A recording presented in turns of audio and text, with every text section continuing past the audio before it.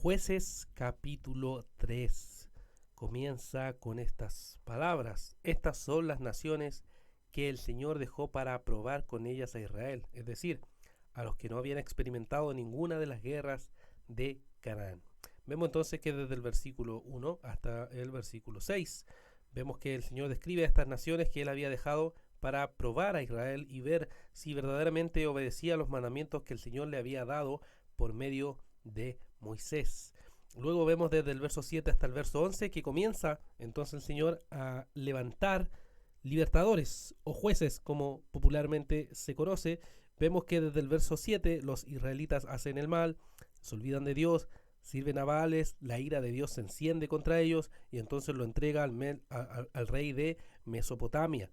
Y los israelitas entonces son esclavos de ellos por 8 años y los israelitas claman al Señor y el Señor levanta un libertador y este primer libertador se llamaba Otoniel.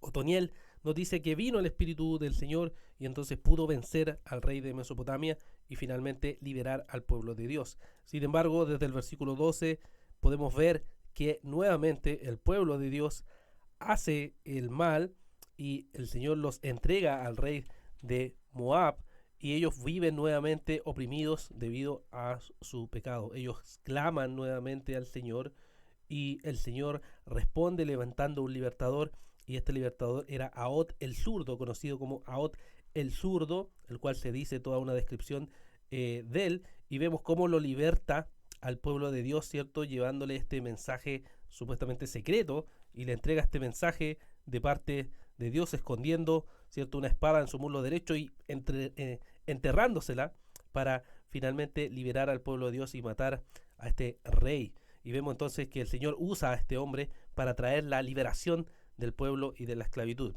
Y termina este capítulo describiéndolos en el verso 31, que después de Ahot vino Samgar, hijo de Anat, el cual hirió a 600 filisteos con una aguijada de bueyes, y él también salvó a Israel.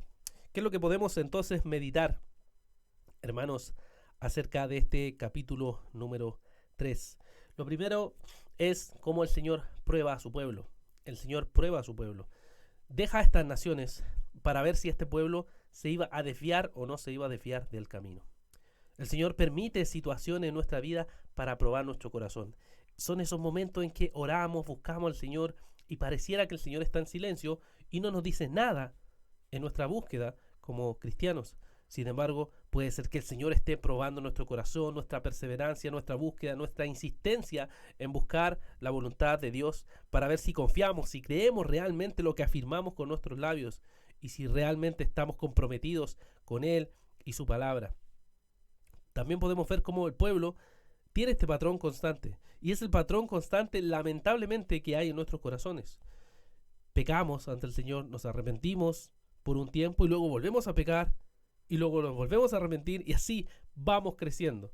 Y el Señor en ese tiempo mandaba a estos libertadores, Otoniel, Ahot, Samgar, libertadores que iba a poder librar de la opresión al pueblo de Dios. Sin embargo, estos eran hombres que fallaron, hombres pecadores, hombres que no estaban de forma perfecta con el Señor.